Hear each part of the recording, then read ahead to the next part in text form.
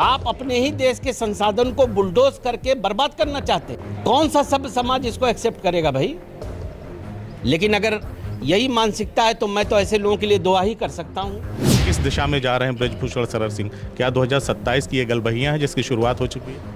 अब दुर्भाग्य तो यही ना है वसीम भाई। पेपर लीक एक बड़ा मसला था। देश के युवाओं ने प्रदर्शन किया, चाहे वो झारखंड में रहा हो चाहे दिल्ली में रहा हो। शिक्षा मंत्री का इस्तीफा हुआ, उसी दौरान ये अयोध्या में राम मंदिर में चंदा चोरी और चढ़ावा चोरी का मामला जो अभी भी शांत नहीं हुआ है। समाजवादी पार्टी इसको लेकर के एकदम बिल्कुल मुखर है। आपको लगता है कि ये दो बड़े मुद्दे उत्तर प्रदेश में सत्ता परिवर्तन का कारण बनेंगे? जब हम अपने बच्चों के भविष्य को कंप्रोमाइज़ करेंगे खाली इसलिए कि कोई हमें 20,000 दे देगा और 10 किलो राशन दे देगा, तो क्या हम कोई बदुआ मजदूर या गुलाम हैं? जब से ये सरकार बनी है आप देख लीजिए कि ज़्यादातर 90% में यही आता है पेपर लीक हो गया। तो कहीं ना कहीं कोई बहुत बड़ा होल है कि परिवर्तन बिल्कुल सर पे खड़ा है। 27 में आप देख लीजिएगा, मार्च में जाते जाते आदरणीय अखिलेश यादव जी सीएम की शपथ ले लेंगे। तमाम समर्थक आपके दावा कर रहे हैं कि इस बार आप मैदान में उतरने जा रहे हैं क्योंकि परिस्थितियां और समीकरण ऐसे बन गए हैं। आप क्या कहते हैं, आप क्या सोचते हैं, जनता जानना चाहती है? चुनाव आयोग कभी कभी ये लगता है कि जैसे वो एक दल खुद एक पॉलिटिकल पार्टी का हिस्सा हो गया है। आप कुछ बना नहीं सकते। आप एक काम जरूर कर सकते हैं कि जो चलती हुई इदारे हैं उनको तोड़ दो, गिरा दो, सील कर दो। क्या लोगों के बच्चों के भविष्य से बड़े हैं ये 20,000 रुपये या 50,000 रुपये? क्या जनता 50,000 रुपये लेने के लिए पेपर लीक या चंदा चोरी, चढ़ावा चोरी या बेरोजगारी, महंगाई को, इन सब चीज़ों को धता बता देगी? या जनता के माइंडसेट में सारी चीज़ें बैठी हुई कि नहीं साहब 20,000 दें या 50,000 दें, 1 लाख दें, पहले हमारे मुद्दे ज़रूरी? हमारे साथ इस वक्त मुबारकपुर विधानसभा के पूर्व विधायक और वर्तमान एमएलसी शाह आलम गुड्डू जमाली साहब बैठे हैं और विधानसभा चुनाव की तैयारियां अब शुरू हो गई 2027 के। सीधा हम मुद्दे पे आते हैं। मुबारकपुर को लेकर बड़ी कयासबाजियां लग रही हैं। तमाम समर्थक आपके दावा कर रहे हैं कि इस बार आप मैदान में उतरने जा रहे हैं क्योंकि परिस्थितियाँ और समीकरण ऐसे बन गए हैं। आप क्या कहते हैं, आप क्या सोचते हैं, जनता जानना चाहती है?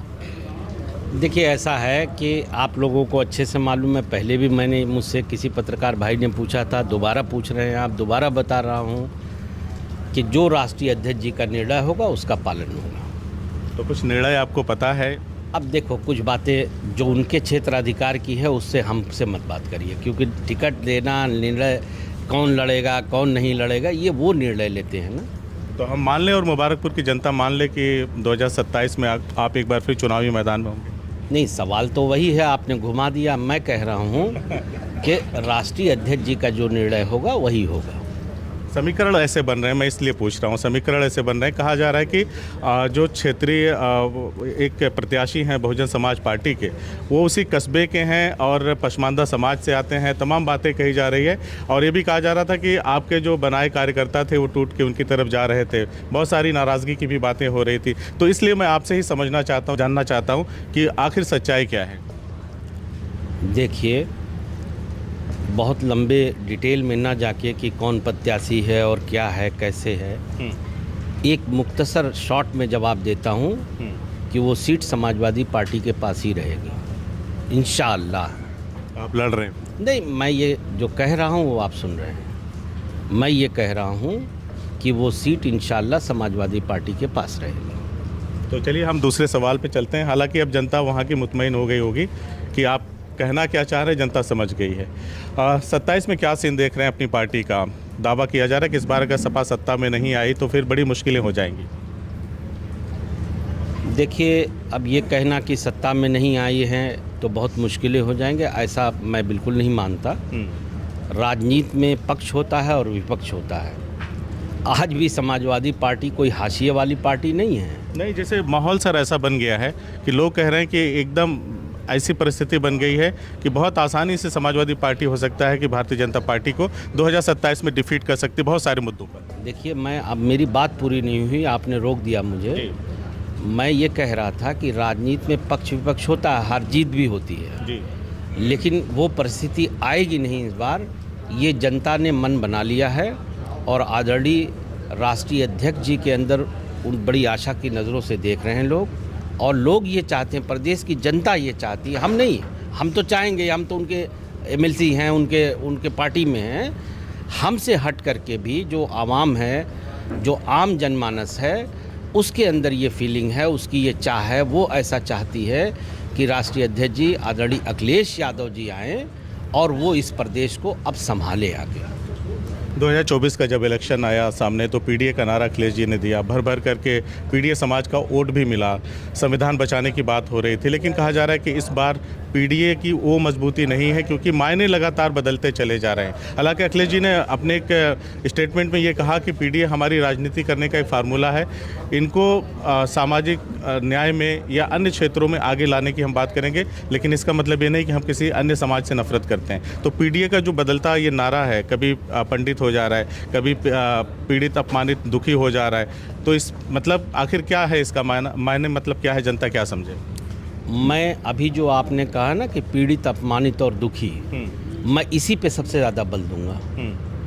ये ऐसी पार्टी है समाजवादी पार्टी जिसके साथ लगा है समाजवादी, समाज के साथ जुड़ी हुई पार्टी है। सारे देखिए, समाजवादी पार्टी या आदरणीय अखिलेश यादव जी को जितना मैंने देखा और समझा है, मैं ये दावा नहीं करता, मैं तो भाई आप भी जानते हैं कि मैं बसपा में था पहले, तो जितना मेरा उनका साथ रहा इस दौरान, वो समाज के हर तबके की वही भावना रहते हैं जैसे वो यादव समाज के के लिए रखते हैं या किसी अन्य समाज, वो सर्व समाज की चिंता करने वाली पार्टी है ये।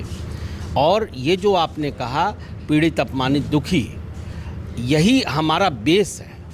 वो किसी भी समाज के हो सकते हैं, इट डजंट मीन कि वो खाली पिछड़ा वर्ग है या अल्पसंख्यक है या कोई और है, ऐसा नहीं है।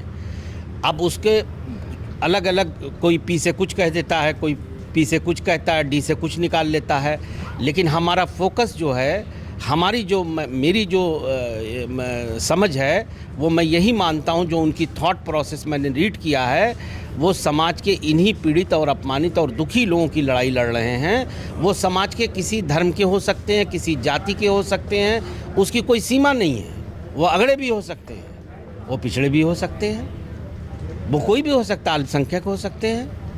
तो जो लोग भी इस समाज में दुखी हैं, अपमानित हैं, वो जिनको पीड़ित किया जा रहा है या तकलीफ़ पहुंचाई जा रही है। और एक बात मैं सबका बात का एक जवाब देना चाहता हूं, ये समाज आज चुनाव बिल्कुल सर पे खड़ा हुआ है और वो दस्तखत दे रहा है। वो किसी भी वक्त जो है वो आप समझ ही रहे हैं कि बहुत नज़दीक आ गया है समय।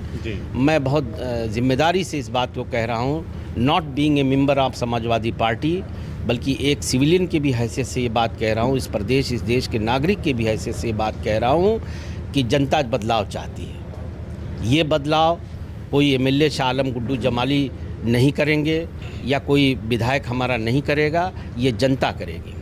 अगर खाली हमारी कुव्वत होती ना बदलाव करने की, तो हम तो कर चुके होते। सच्चाई ये है कि डेमोक्रेसी में, लोकतंत्र में जनता सिंहासन देती है, जनता ही सत्ता का परिवर्तन कराती है, एक आदमी से सिंहासन लेकर दूसरे को बिठाती है। आज चूँकि जो उन्होंने 17 का कार्यकाल पूरा हुआ उनका, तो वो उसको देखते हैं, याद करते हैं लोग, और वो ये चाहते हैं, हर आदमी चाहता है, वो चाहे हमारे किसान हों, चाहे वो अपर कास्ट के लोग हों, चाहे वो ओबीसी भाई हों, हमारे पिछड़े हों, अति पिछड़े हों, चाहे छात्र हों, नौजवान हों, वो सबकी ख्वाहिश यही है कि एक डायनेमिक लीडर, एक विजनरी लीडर जिसके पास विज़न है। अभी देखिए, हम लोग विकास की बात करें ना, हम धर्म जाति की बात क्यों करते हैं हर वक्त? हम पूर्वांचल से आते हैं, अभी हम जाएंगे 2 घंटे में पहुंच जाएंगे, 2.5 घंटे में। इसकी बुनियाद किसने रखी थी? समाजवादी पार्टी में ये काम 70% हो गया था। ठीक है, जमीनों के एक्वायर। अरे भाई, ऐसा है कि अबाउट मोर देन 50% काम हो गया था। और मैं किसी का विरोध के लिए विरोध नहीं करता, ये जान लीजिएगा। मैं एक इंडिपेंडेंट माइंड आदमी हूँ, मैं बार बार मैं इस सरकार का भी शुक्रिया अदा करता हूँ कि उसने किसी दुर्भावना से उसको रोका नहीं, बनाया। मगर इनिशिएटर कौन था? विज़न किसका था? थॉट प्रोसेस किसका था? किसके दिमाग में ये बात आई कि ये होना चाहिए? वो अखिलेश यादव थे। मैं इस प्रदेश में सबसे बड़ा जो आगरा से लेकर लखनऊ तक का एक्सप्रेसवे बना, और जिसको मैं गारंटीड ये कह सकता हूँ कि वो जो इंटरनेशनल मानक है, उसका जो इंटरनेशनल एक स्टैंडर्ड कोड है, उसके उस पे वो खरा उतरता है। वो किसने बनाया? आदरणीय अखिलेश यादव जी ने बनाया। आज मेदांता बन के खड़ा हुआ है। आज हमारे लिए एक अच्छी स्वास्थ्य की वो अवेलेबल है लखनऊ में, किसकी देन है? आदरणीय अखिलेश यादव जी की देन है। ये जितने भी डेवलपमेंट हुए हैं, चाहे वो प्लासियो माल रहा हो, चाहे वो हम स्टेडियम की बात करते हैं, किसने बनाया इसको? तो देखिए मैं ये आपसे अनुरोध करूंगा वसीम भाई, आप बहुत सीजन पत्रकार हैं, मैं ऐसा सोचता हूं कि काश इस देश में धर्म जाति छोड़ के विकास की राजनीति हो, ताकि हम लोगों की तो देखो अच्छा बुरा कट गई है। अब हम लोग अपनी नस्लों की बात करते हैं, हमारे बच्चों को लोग ये ना कहें कि ये उनको कहीं ये ना जाना पड़े कि हम यहाँ पे हमारे लिए कुछ नहीं है, वो विदेश भाग के जा रहे हैं। लेकिन बहरहाल मुझे मौका मिला, मैंने अपने को अपनी मेहनत से, अपनी लगन से, अपनी ईमानदारी से ये प्रूफ किया कि हाँ, मैं ये नहीं कहता मैं बहुत सर्वश्रेष्ठ जनप्रतिनिधि हूँ, लेकिन हाँ, मैं आजमगढ़ में मेरे बारे में पता कर लीजिए, मैं समाज में एक एक्सेप्टेड जनप्रतिनिधि हूँ। जनता मुझे एक्सेप्ट करती है, यही मेरी कमाई है, मुझ पे भरोसा करती है। मैं जब विधायक नहीं था तब भी इतनी भीड़ लगती थी, और मैंने लोगों से कहा कि मैं विधायक नहीं रहा, आप मेरे पास क्यों आते हो? कहते नहीं, जब तक आप जिंदा हैं हमको हमारा लगाव आपसे वैसे ही रहेगा, और हमारी चीज़ों को आपको सुनना पड़ेगा और देखना पड़ेगा। तो जनता तो चाह ही रही कि आप विधायक बने, आप कह ही नहीं रहे, कुछ हाँ ना बोल ही नहीं रहे, कहीं से बने लेकिन बने। अब देखिए, अब यार कुछ चीज़ें वसीम भाई ऐसा है कि अब देखिए बहुत कुछ कहा जा सकता है, लेकिन जो राष्ट्रीय अध्यक्ष जो नेता है हमारा, उनकी चीज़ों में मैं अभी से आगे बढ़ के कहूँ कि नहीं यहाँ ऐसा होगा, आजमगढ़ में वहाँ लड़ेंगे। नहीं, मैं ये कह रहा हूँ, जैसे जनता आपसे मिलती है, आपसे कहती होगी कि साहब आप लौट आइए, आप फिर से विधायकी का चुनाव लड़िए, क्योंकि वो सारी चीज़ें नहीं हो पा रही है जो एक विधायक के तौर पे आप कर रहे थे उनके लिए। तो लोगों ने नहीं कहा आपसे कि आप जाइए अखिलेश जी से मिलिए, एक बार कहिए हमारी जो बात है, हमारी मन की जो बात है, आप उनसे शेयर करिए। आदरणीय अखिलेश जी जो कहेंगे, राष्ट्रीय अध्यक्ष जी वो होगा, वो कहेंगे लड़ जाओ, लड़ जाएंगे, वो जो कहेंगे करेंगे, उसमें क्या बड़ी बात है, और लड़ जाएंगे और इंशाल्लाह जिता भी देंगे लोग। इतना कोई मेरी खराब कमाई नहीं है। लेकिन मैं देखो कुछ बातें, अब समझो बात को, क्यों why you want to create a controversy right now? मैं कुछ नहीं करना चाह रहा सर, मैं तो बस आपसे जानना समझना चाह रहा हूँ, क्योंकि जो हम लोग घूम रहे हैं ना, तो बहुत सारी बातें आ रही। खैर, मैं अब लौटता हूँ सीधे दूसरे मुद्दे पे। पेपर लीक एक बड़ा मसला था, देश के युवाओं ने प्रदर्शन किया, चाहे वो झारखंड में रहा हो, चाहे दिल्ली में रहा हो। शिक्षा मंत्री का इस्तीफा हुआ, उसी दौरान ये अयोध्या में राम मंदिर में चंदा चोरी और चढ़ावा चोरी का मामला, जो अभी भी शांत नहीं हुआ है। समाजवादी पार्टी इसको लेकर के एकदम बिल्कुल मुखर है। आपको लगता है कि ये दो बड़े मुद्दे उत्तर प्रदेश में सत्ता परिवर्तन का कारण बनेंगे? देखिए, जो बहुत पुरानी कहावत है, हमारे यहाँ भी है, जो आप बोएंगे वही काटेंगे, है ना जी। जो मेरे कर्म होंगे वही मेरे सामने आएंगे। तो ये जो बातें हैं जिनका आप जिक्र कर रहे हैं, जिन जिन मुद्दों का, ये खाली समाजवादी का मुद्दा नहीं है। समाजवादी ने कहा, हाँ ठीक है, हमारे राष्ट्रीय अध्यक्ष ने इसमें सबसे पहले उन्होंने आवाज़ उठाई थी कि ऐसा हो रहा है जी। लेकिन उन्होंने अगर ऐसा कहा तो गलत तो नहीं कहा जी, और वो प्रूफ भी हुआ कि ऐसा हुआ है। अब मैं कहना नहीं चाहता, चूँकि ये आस्था से सब जुड़ी हुई बातें हैं, मैं इस पर बहुत उचित नहीं समझता कोई कमेंट पास करना। लेकिन अब ये आप समझिए कि इससे ज़्यादा गलत और क्या हो सकता है जी, इससे ज़्यादा गलत कुछ हो सकता है। और उसके बाद दूसरा मुद्दा जो आपने कहा, नीट और ये पेपर लीक का, लगभग 20 से ऊपर बच्चों ने सुसाइड कर लिया जी। वो मेरे बच्चे भी हो सकते हैं, आपके भी हो सकते हैं, किसी के भी हो सकते हैं जी। ये किसकी कमियां हैं? और लगातार हो रहे हैं। देखिए, एक once in a blue moon कभी कोई चीज़ हो गई। देखिए, हम हमेशा इस बात को कहते हैं, हम प्रैक्टिकल आदमी हैं। ह्यूमन वर्किंग में बहुत काम हम 10 सही भी करते हैं, कोई एक गलत भी हो जाता है, कोई इतनी बड़ी बात नहीं है जी। लेकिन रोज़ हो रहा है जी। जब से ये सरकार बनी है, आप देख लीजिए कि ज़्यादातर 90% में यही आता है, पेपर लीक हो गया जी। तो कहीं ना कहीं कोई बहुत बड़ा होल है, या आप अक्षम हैं, इनकम्पिटेंट हैं जी। तो अब जाहिर है कि बदलाव होगा। नौजवान जो बच्चे, आप ये समझ के चलिए कि अगर मेरा बच्चा है, सुन लीजिए, बहुत इंपॉर्टेंट इशू उठाया आपने। अब उसका एक एज है कि इस एज में उसे ये बनना है, 2 बार पेपर लीक हो गया, वो ओवर एज हो गया। अब ज़रा उसके भविष्य के बारे में आप सोच के देखिए एक बार कि कहाँ जा रहा है ये प्रदेश, और ये देश कहाँ जा रहा है। हमारे नौजवान जो पढ़ सकते हैं, जो बन सकते हैं, जो अच्छे पदों पे आ सकते हैं, आपकी इनकम्पिटेंसी का शिकार हो करके, और वो उनका कोई दोष नहीं है, आपकी वजह से वो 2 साल नहीं आ पाए और वो ओवर एज करके कल आप बांट कर देंगे। मैं तो इसके माध्यम से ये भी मांग करूंगा सरकार से कि आप देखिए बड़कपन अब इसमें है कि सर झुका के अपनी गलती को मानिए और कहिए कि ठीक है हम 2 साल और बढ़ा रहे हैं, ताकि आप ओवर एज के उसमें ना आ जाएं, लिमिटेशन में ना आ जाएं। और ये जो बातें आप कह रहे हैं ना, परिवर्तन तो होगा वसीम भाई, सुन लो अब आप। मैं पूरी ताकत से, पूरी जिम्मेदारी से इस बात को कह रहा हूँ कि परिवर्तन बिल्कुल सर पे खड़ा है। 27 में आप देख लीजिएगा, मार्च में जाते जाते आदरणीय अखिलेश यादव जी सीएम की शपथ ले लेंगे। आप भी यहीं हैं, मैं भी यहीं हूँ। और फिर मैं मैं दावा कर रहा हूँ, और मैं इसलिए दावा नहीं कर रहा हूँ कि मैं बहुत बड़ा नेता हूँ और मैं घूम जाऊँगा और वोट बदल जाएगा ना। ये जनता बनाएगी, ये वही नौजवान बनाएंगे जिनके भविष्य के साथ खेला जा रहा है। ये वही लोग बनाएंगे जिनकी आस्थाओं से खेला जा रहा है। देखो, ये देश बहुत हमारा बड़ा प्यारा देश है। यहाँ लोग बहुत कुछ भी हो, बहुत दिल बहुत बड़ा है यहाँ के लोगों का। लेकिन कुछ चीज़ें ऐसी भी हैं कि अगर दिल में वो घुस जाती हैं, अगर उनको तकलीफ़ आपने पहुँचा दिया है तो शायद उसका भुगतान आपको भुगतना पड़ेगा। यहीं पे मैं आपसे एक सवाल लेना चाहता हूँ। 2027 में आप दावा करें कि अखिलेश यादव जी सीएम बनेंगे। बहुत सारे पब्लिक डोमेन में जब हम जाते हैं, बहुत सारे लोगों से मिलते हैं, तो वो भी कहते हैं कि ये जो पेपर लीक के मामले हैं लगातार बढ़ते जा रहे हैं, सरकार इस पर ध्यान नहीं देती है या सुनवाई नहीं करती है, या चंदा चोरी का या चढ़ावा चोरी का जो मामला है अभी भी यथावत बना हुआ है। इन सब के बीच हमने देखा कि मतलब अभी सरकार ने हालिया घोषणा किया है कि महिलाओं के खाते में 50,000 रुपया, पहले 20,000 जाएगा, फिर 10,000 चुनाव के बाद। यानी सरकार मुतमईन है, भारतीय जनता पार्टी मुतमईन है कि हम चुनाव जीतेंगे, उसके बाद पार्ट करके 10,000 रुपया, 30,000 रुपया बाद में देंगे। तो 10,000 रुपया अकाउंट में महिलाओं के जाने पर बिहार में जो माहौल बना था विपक्ष का, वो एक तरफा धाराशायी हो गया। तो यहाँ तो 50,000 देने की बात हो रही साहब। अब इसके लिए मैं आपको एक सेकंड ये बता दूं, जैसे आपने कहा कि बहुत अस्वस्थ है कि हम सरकार 20 पहले दे देंगे और या 30 दे देंगे और बाकी बाद में दे देंगे। मैं इसको आइदर वे भी इंटरप्रेट करूंगा। मैं ये कहूँगा कि हो सकता उनको ये मालूम हो कि हमको आना ही नहीं है और 20,000 दे के हमारी जान छूट जाएगी, आगे देना ही नहीं पड़ेगा। जब हम रहेंगे नहीं तो ना हमको देना है। इसका एक जवाब ये भी है कि मैं आपसे वो वादा कर रहा हूँ जो भविष्य में है। अब मैं चूँकि जानता हूँ कि मैं भविष्य में नहीं रहूँगा, इसलिए कोई वादा कर लो।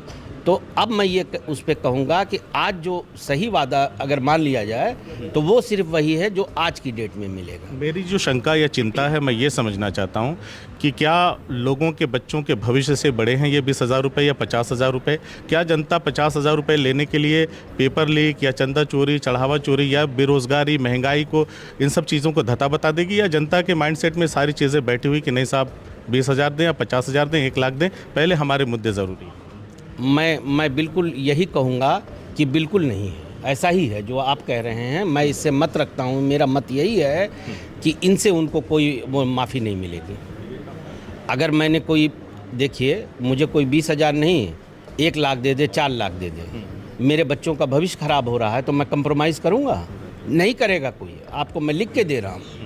ये जो चुनावी वादे हैं ना, ये नहीं कहने को तो हमारे आदरणीय राष्ट्रीय अध्यक्ष जी ने भी कहा कि हम भी 50,000 दे देंगे और वो दे देंगे।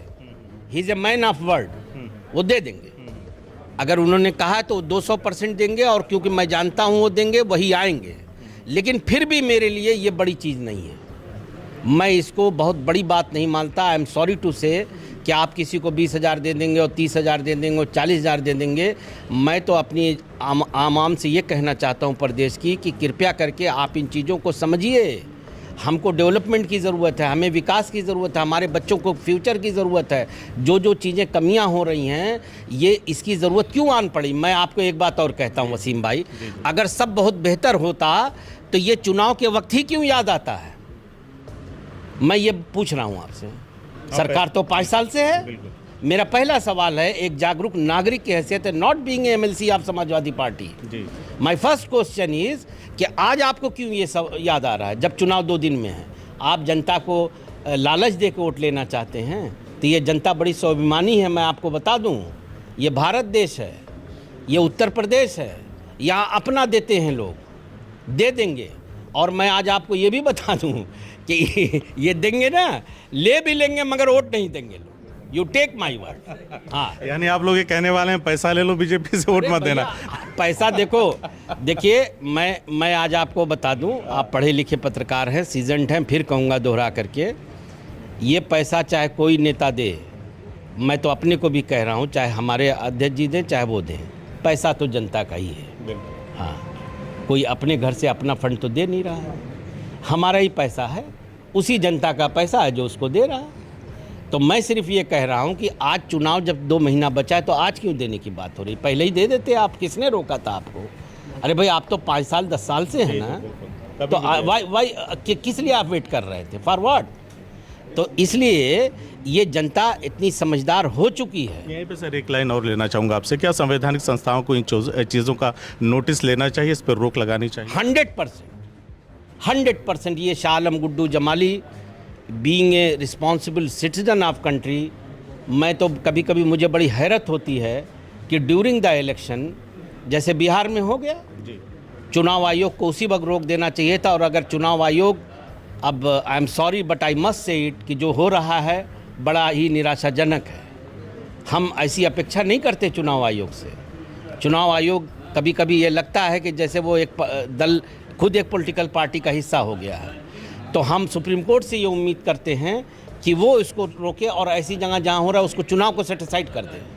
आप चुनाव, एक ये बताइए, अभी एमएलए एक आचार संहिता लग जाएगी, अभी एक एमएलए किसी को 100 रुपया देगा तो आप कहेंगे कि लालच दे रहे हो, और आप उसके खिलाफ वो कर देंगे, FIR कर देंगे। गाड़ियाँ चेक होती हैं, हाँ, कहीं पैसे नहीं जा रहे हैं। तो अब ये तो सरकारी लाइसेंस लेके आप बांट रहे हैं। अभी आप कह देंगे कि ये तो मेरी चुनाव से पहले की घोषणा थी, आचार संहिता के बाद थोड़ी मैंने कहा। देखो, अगर कुछ बदलना है, मैं अपने जनता से ये कहता हूँ कि पहले हमको भी बदलना पड़ेगा। हम बेकार नेताओं को कोसना छोड़ दें। हम हर वक्त अपने एमएलए MP और सरकारों को कोसते हैं, हम इसको छोड़ दें। हम पहले अपने को बदलें, अपने को भी रिव्यू करें, क्या सही और क्या गलत है वो समझें। जब हम अपने बच्चों के भविष्य को कंप्रोमाइज़ करेंगे खाली इसलिए कि कोई हमें 20,000 दे देगा और 10 किलो राशन दे देगा, तो क्या हम कोई बधुआ मजदूर या गुलाम हैं? क्या आप हमको जब चाहेंगे हमसे जो चाहेंगे कराएंगे और बाद में हमको ला के 10 किलो राशन दे देंगे और कहेंगे ये खाओ और हम जो कहते हैं वो करो? तो ऐसा चलेगा इस देश में? नहीं चलेगा, नहीं चलेगा। मैं एक आशावादी आदमी हूँ, मैं पूरी ताकत से ज़ोर दे के इस बात को कह रहा हूँ और दोबारा दोहरा रहा हूँ कि बिल्कुल नहीं चलेगा। समाजवादी पार्टी आदरणीय अखिलेश यादव जी के नेतृत्व में सरकार बनाने जा रही है और मुबारकपुर ही नहीं, हम जिले की 10 सीटें जीतेंगे, हमारे सारे लोग जीते। तो मेरे सवाल और रह गए हैं, सेकंड लास्ट में पूछता हूँ। जौहर यूनिवर्सिटी का जब मामला चल रहा था तो आप हमारे ज़िले में उपलब्ध नहीं थे उस वक्त। अगर आप होते तो शायद ये बातें मैं उस वक्त ही करता। आप उसको क्या लेकर के सोचते हैं, जो सरकार का रवैया है?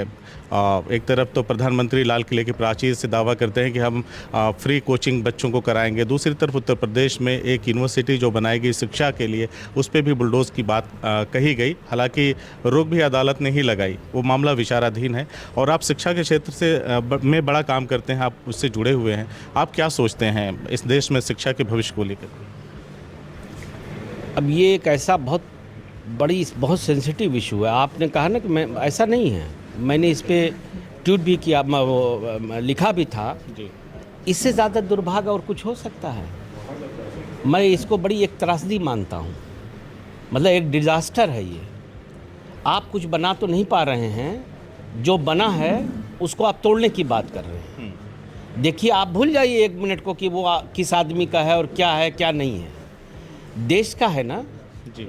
आज इस प्रदेश की वो एक संपत्ति है, बनाया आदरणीय आजम खान ने है, जमानी पूरी, और जब से होश संभाला तब से उनका वो ख्वाब था। मैं तो समाजवादी में नहीं था उस वक्त, मगर मैं देखता था उनको, कई बार सदन में भी देखा और जगहों पे कि किस तरह से वो उसको लेके परेशान और तड़फड़ाते थे कि किस तरह से वो हो जाए, कितना पेन था, कितना एफर्ट था उनका।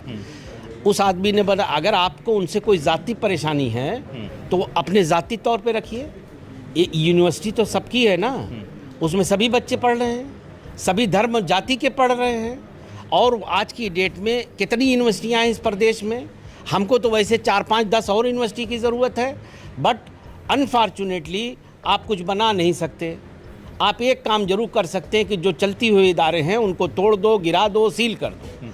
तो इरशाद भाई, वो मैं आपको बताऊं कि इससे ज़्यादा ये अगर हो जाता तो मैं ये मानता कि भारत देश में इससे बड़ा काला दिन और कोई नहीं होता कि आप एक यूनिवर्सिटी गिरा रहे हैं।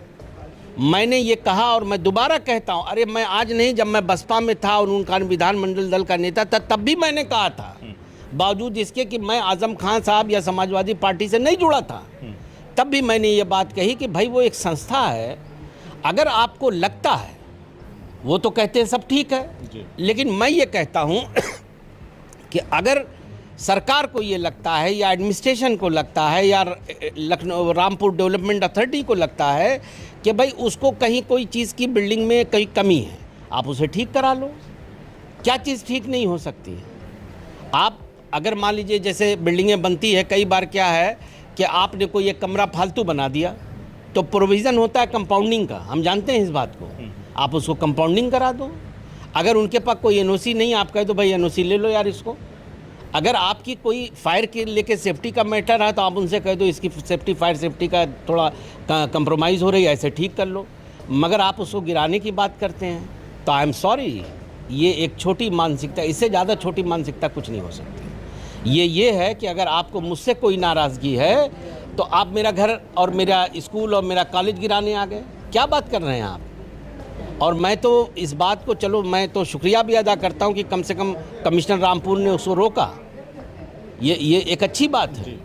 मगर ये भी हम सबको, ये देश के हर नागरिक को सोचना पड़ेगा कि ये खाली आजम खान साहब का मामला नहीं है, ये पूरे देश और शिक्षा से जुड़ा हुआ मामला है, ये हमारे छात्रों के भविष्य का मामला है। अगर यही होता रहा तो कल को कोई भी दूसरा आदमी जो भाजपा का सदस्य नहीं है तो ना तो वो स्कूल में बनाएगा, ना वो कॉलेज बनाएगा, ना या ऐसा भी आदमी नहीं बनाएगा जिसको ये डर होगा कि कल सरकार नाराज़ हो जाए और मेरा स्कूल गिरा देगी। एक तो आदमी बेचारा कैसे कैसे करता है, और जो वो पैसा लगा वहाँ पे, अभी मैं उस पर भी आ रहा हूँ, पैसा इसी देश का है। ठीक है, वो आजम भाई कहीं से लाए होंगे, चंदा मांगे होंगे, भीख मांगे होंगे, मगर इसी के देश के लोगों ने दिया है ना, देश का संसाधन है। आप अपने ही देश के संसाधन को बुलडोज करके बर्बाद करना चाहते हैं, कौन सा सभ्य समाज इसको एक्सेप्ट करेगा भाई? लेकिन अगर यही मानसिकता है तो मैं तो ऐसे लोगों के लिए दुआ ही कर सकता हूँ कि अल्लाह करे इनकी समझ बदले और काश ये समझ सकें कि कुछ चीज़ें राजनीति से अलग होती हैं, उसमें शिक्षा भी एक है, उसको राजनीति का पार्ट मत बनाइए। चलिए, हालिया एक बयान में मौलाना जौहर अली को लेकर एक बड़ा बयान आया, मैं उसमें नहीं जा रहा। अब मैं आखिरी अपने सवाल पे आता हूँ। एक बड़े नेता है गोंडा क्षेत्र के, ब्रजभूषण शरण सिंह, पूरा उत्तर प्रदेश उनको जानता है, देश उनको जानता है। वो जब भी बोलते हैं तो उसका अपना अलग ही स्वैग हो जाता है। अभी उनका हाल का एक बयान है जिसमें वो ये कह रहे हैं कि अगर संस्कार सीखना है तो सैफई परिवार से सीखो। मुलायम सिंह यादव जी ने जो संस्कार दिए अपने बच्चों को, अखिलेश यादव को, उन्होंने यहाँ तक कह दिया कि मैं अपने बच्चों, करण और जो भी उनके बच्चे हैं, उनसे मैंने कहा कि जाओ 15 दिन सैफई परिवार में रह करके आओ, तब जा कर के तुम्हें पता चलेगा कि असली संस्कार क्या है, उसके मायने क्या हैं। किस दिशा में जा रहे हैं ब्रजभूषण शरण सिंह? क्या 2027 की ये गलबहियाँ हैं जिसकी शुरुआत हो चुकी है? अब दुर्भाग्य तो यही ना है वसीम भाई, अगर कोई आदमी सच बोल देता है तो तुरंत ये कहा जाएगा कि ये उधर जा रहे हैं। अब 2 मिनट मुझे दे दीजिए। हाँ सर। यही दुर्भाग्य है इस समाज का भी, और अब मैं आई एम सॉरी, अब बुरा मान जाएगा, अब पत्रकारों का भी यही हो गया है। अभी मैंने बहन जी के बारे में बोल दिया कि नहीं भाई वो तो एक अच्छी नेता थी, वो हैं मेरी बोलने की मोहताज हैं क्या? तो अभी कहेंगे अरे बसपा में जाने वाले हैं क्या? ऐसा नहीं होता है। देखिए, ब्रजभूषण शरण सिंह को जितना मैंने देखा और समझा है जी, मैं आपको ये बता दूं कि मेरी कोई उनसे बहुत दोस्ती यारी नहीं है जी, है ना जी। शायद मुझे देखेंगे तो एक झटके में पहचान भी नहीं पाएंगे, यही, अरे मैं एक बता रहा हूँ, है ना। लेकिन मैंने जितना उस आदमी को देखा और समझा है, वो एक जिम्मेदार व्यक्तित्व का मालिक है, वो एक शानदार जैसा सांसद होना चाहिए। आई एम सॉरी, ठीक है भाजपा के हैं, लेकिन जमाली भी सच को सच ही बोलेगा, जैसा सांसद जनप्रतिनिधि होना चाहिए वैसा है वो। मैंने सुना है और मैं जानता हूँ, वो समाज के बावजूद इसके कि भाजपा से जुड़े हुए हैं, उनके यहाँ हिंदू, मुसलमान, यादव, जो भी है, सिख, ईसाई, सब लोग जाते हैं और सब जाते हैं और सबको वो सुनते हैं और प्रयास करते हैं कि सबकी समस्या का समाधान करें। लोग उनसे प्यार भी करते हैं, हम भी उनका आदर सम्मान करते हैं, बहुत करते हैं। मैं आज आपको बता दूं, मैं ऐसे लोगों को हमेशा फॉलो करता हूँ जिनके जीवन को देख के कुछ सीखने को मिलता है, तो उनमें से वो एक आदमी है। सामाजिक आचरण और जो संस्कार, हाँ वो है।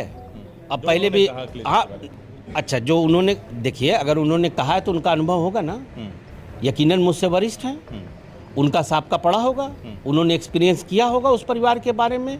और जब से मैं पार्टी में आया हूँ, मैं नया हूँ, मैंने भी ये देखा है और मैं कह सकता हूँ, देखिए कुछ कड़वी यादें भी हैं। मैं आज कहूँ कि जब मैं गया था तो पहले राउंड में कुछ कड़वी यादें जुड़ी हुई हैं और मेरे ओपिनियन भी बहुत वो थे, वो अच्छे नहीं थे, वो सब जानते हैं। वर्तमान पे आते हैं। हाँ नहीं, मैं इसलिए ये बताऊंगा कि ये बताना बहुत ज़रूरी है, ये उसी के साथ जुड़ा हुआ है। लेकिन जब मैं दोबारा गया, दोबारा मुझे बुलाया गया, मैं गया और उस दिन से लेके आज तक मैं ये बात पूरी जिम्मेदारी से कह रहा हूँ कि उस पूरे परिवार में नॉट ओनली राष्ट्रीय अध्यक्ष जी, बल्कि उनके परिवार का हर सदस्य, चाहे वो धर्मेंद्र जी हों, चाहे वो शिवपाल जी हों, चाहे राम गोपाल साहब हों, या और भी हैं, तेज हैं, बहुत लोग मिलते हैं मुझे, 100% बहुत ही सभ्य लोग हैं, 100%। देखिए बहुत लोग खुश रहते हैं, बहुत लोग, राजनीति में हर आदमी खुश नहीं रहता है सबसे, लेकिन जहाँ तक सभ्यता की बात है, शिष्टाचार की बात है, मैं ये बहुत जिम्मेदारी से कह रहा हूँ, मैंने देखा भी है कि वो तो इतने सरल हैं कि लोग उनका नाजायज फ़ायदा भी उठाते हैं। सही बता रहा हूँ, मैं कभी कभी कहता हूँ यार इतना भी सरल नहीं होना चाहिए, कि इतने सरल हैं कि लोग उसी में धक्का मारेंगे, घुसते रहेंगे, उसी में बेचारे स्ट्रगल होता रहेगा। यकीनन वो लोग शिष्टाचारी हैं, सभ्य हैं और संबंधों को जहाँ तक मैंने देखा है कि निभाने का भी प्रयास करते हैं। चलिए चलते चलते फिर हम वहीं लौट आते हैं, बस ख़त्म, बस 1 मिनट का और वक्त दे दें आप। वहीं से जहाँ से मैंने शुरू किया था, मुबारकपुर विधानसभा, जब आप 2012 से 17 के दरमियान आप विधायक थे वहाँ पे, तो समाजवादी पार्टी की सरकार थी, विपणन केंद्र बना और रोडवेज बना, बुनकरों को फ्लैट रेट में बिजली उपलब्ध थी और जो रॉ मटेरियल होता है उसको लेकर भी सरकार सजग थी, बड़ी राहत की बात थी। फिर उसके बाद 17 में सत्ता परिवर्तन होता है और 10 सालों से वहाँ पे ना तो ढंग से विपणन केंद्र शुरू हो पाया, बार बार सदन में मामला उठाने के बावजूद भी जो परिवहन मंत्री हैं उनके आश्वासन के बाद भी रोडवेज ढंग से संचालित नहीं हो पाया। बुनकर मजदूरों की मैं बात कर रहा हूँ सर, बुनकर मजदूरों की जो दशा है एकदम बद से बदतर होती चली जा रही है। आप अगर 27 में विधायक बनते हैं और वहाँ पे 27 में आपकी सरकार बनती है, तो मुबारकपुर की जो समस्याएं मैंने आपको गिनाई, क्या आश्वासन देते हैं?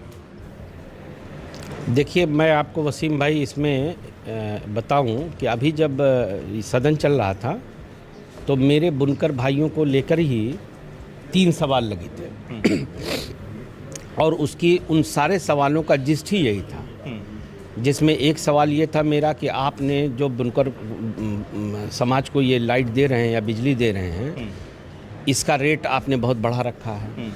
पहले वो 70 या 80 रुपये था, आपने सीधा 400-500 कर दिया उसको बढ़ा करके। लेकिन अनफॉर्चुनेटली वो विधानसभा 2 दिन पहले ही बंद हो गई और उसका मौका नहीं मिल पाया मुझे। एक सवाल तो मेरा आया गन्ने वाला, बाकी नहीं आ पाया।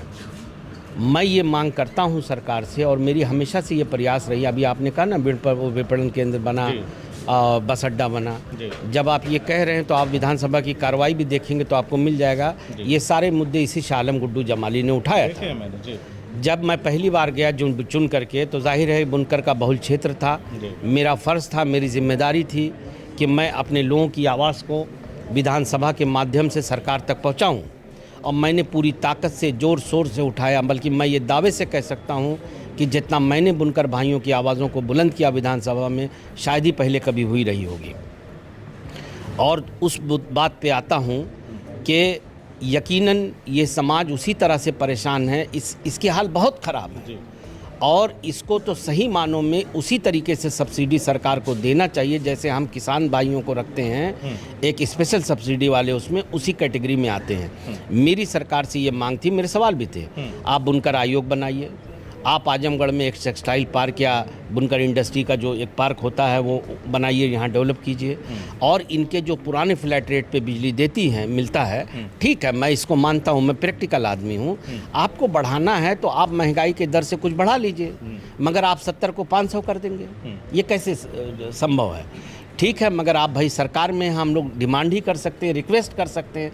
देखिए, देने का काम तो सरकार का है, हमारा काम बीइंग रिप्रेजेंटेटिव ये है कि हम ये कहें कि क्या सही है और क्या गलत है। 27 में आप लोग आएंगे तो क्या करेंगे? सब कर देंगे वैसे ही, एक लाइन में बता रहे हैं, घुमा फिरा के जमाली बात नहीं करता।